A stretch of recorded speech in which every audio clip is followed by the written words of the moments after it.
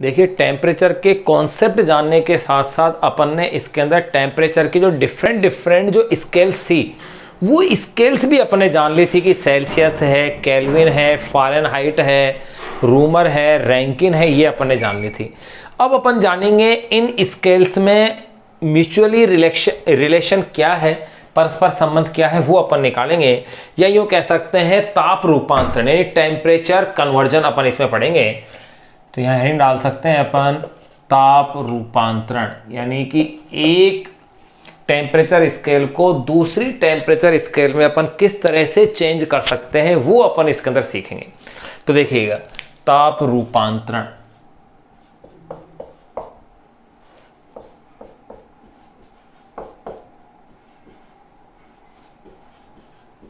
Temperature conversion.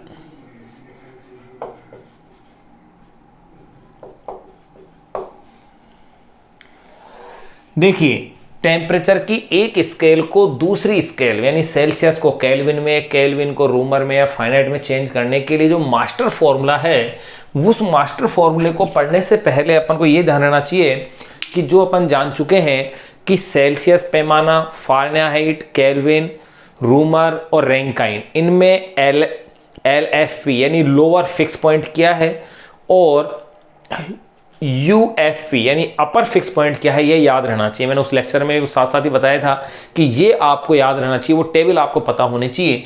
तो इसका जो मास्टर फॉर्मूला है वो ये है कि किसी पैमाने का पाठ्यांक, किसी पैमाने का पाठ्यांक, ये आपको याद रखना है। किसी पैमाने के पाठ्यांक को अपन x से भी लिख सकते हैं, -LFP। अब उस पैमाने का LFP पता होना चाहिए अपन को, अपोन में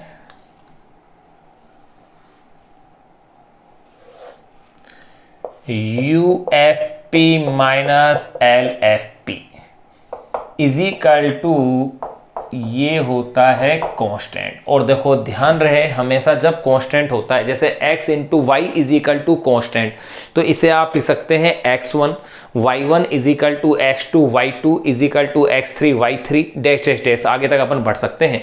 तो इसका मतलब इसी स्केल को आप यूं भी कह सकते हैं। देखो किसी पैमाने का पाठ्यांक, मैंने मान लिया सेल्सियस या केल्विन में वो x है, minus LFV lower fix point, जिसे कि आपने क्या कहा था याद कीजिए, हिमांक भी कहते हैं अपन उसे, मेल्टिंग पॉइंट MP भी कहा था, आइस पॉइंट भी अपन ने इसे कहा था, तो ये हो गया हिमांक। फिर है UFV अपर फिक्स पॉइंट, जिसे कि आपने क्वथनांक कहा था, बॉइलिंग पॉइंट, क्वथनांक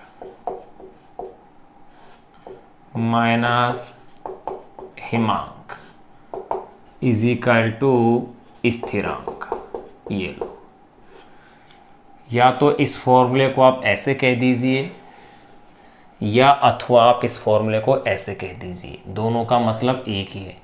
किसी भी तरीके से आप इसे याद रख सकते हैं।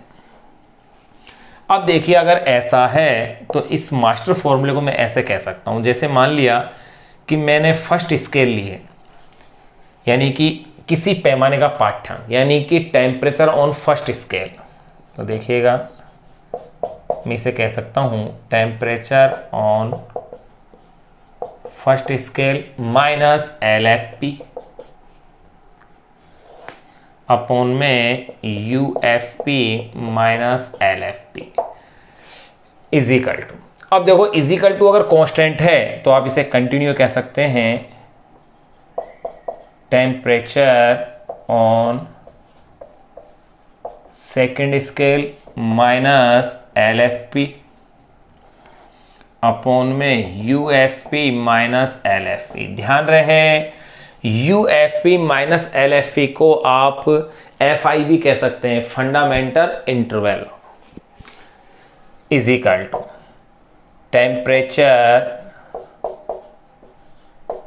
On third scale minus LFP upon में UFP minus LFP is equal to, आप इसे फिर आगे कह सकते हैं टेम्परेचर ऑन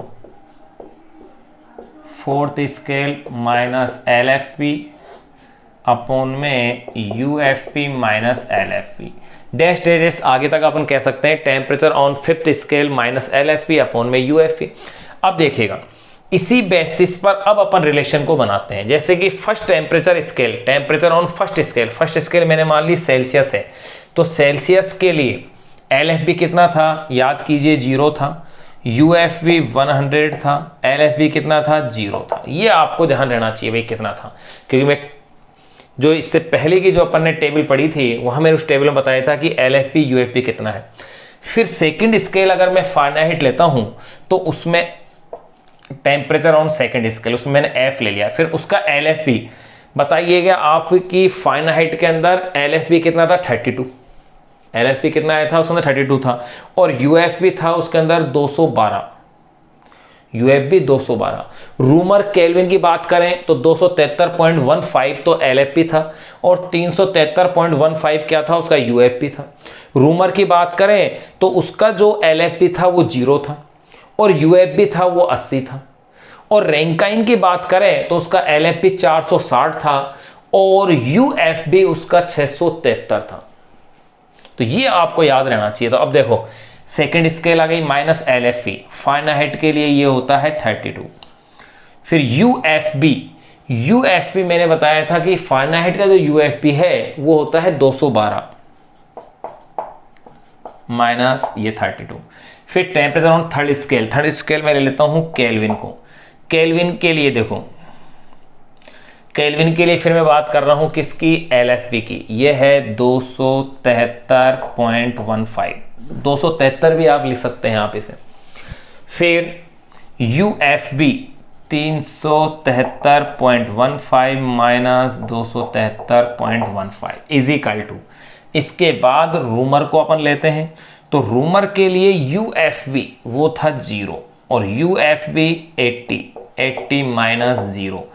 फिर अगला ले लेते हैं रैंकाइन के लिए L F B lower fix point ये था 460, और यू एफ बी ये था 673,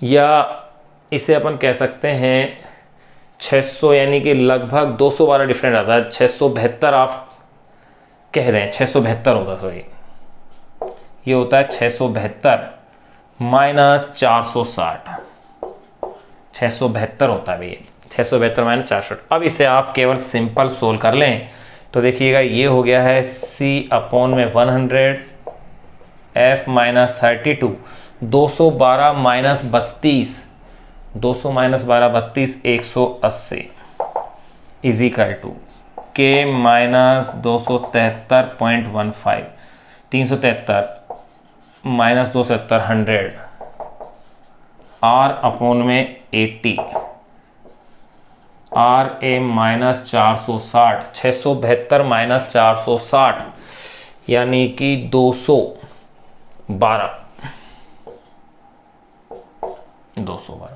एक रिलेशन ये, इसी रिलेशन को आप 20 से डिवाइड कर दीजिए पूरी इक्वेशन। देखो C अपॉन में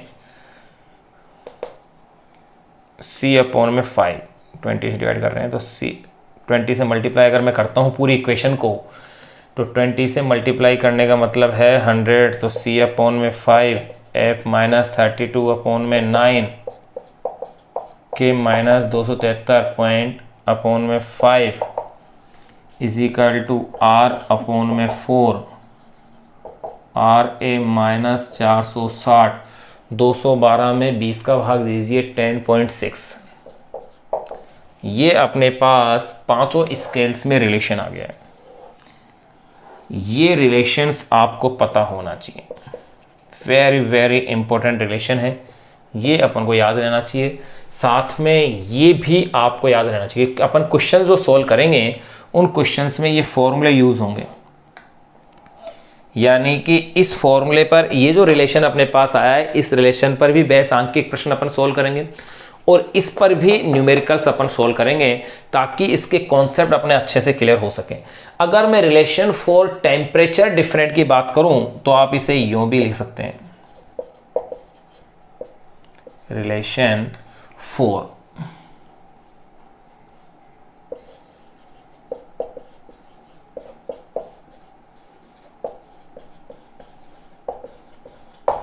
टेम्परेचर डिफरेंट, तो आप इसे कह सकते हैं सी के रूप में, तो डेल्टा सी अपॉन में 5 is equal to delta F upon में 9 और डेल्टा के अपॉन में 5। ये चलो 3 तक ही लिख दिया। तो आप इस तरह से भी इस रिलेशन को ले सकते हैं। ये आपको याद रहना चाहिए कि ये फॉर्मूला। तो ध्यान रहे किसी भी स्केल पर वैल्यू उसकी टेम्परेचर माइनस उसका हिमांक अपोन में क्वेथनांक माइनस हिमांक, या यूँ कह सकते हैं क्वेथनांक माइनस हिमांक को अपन बोलते हैं FI, फंडामेंटल इंटरवल। एक बार आप इसे नोट कीजिए एज इट ऐसे कैसे, फिर अपन इस पर आधारित जो क्वेश्चन है उनको अपन सोल्व करते हैं।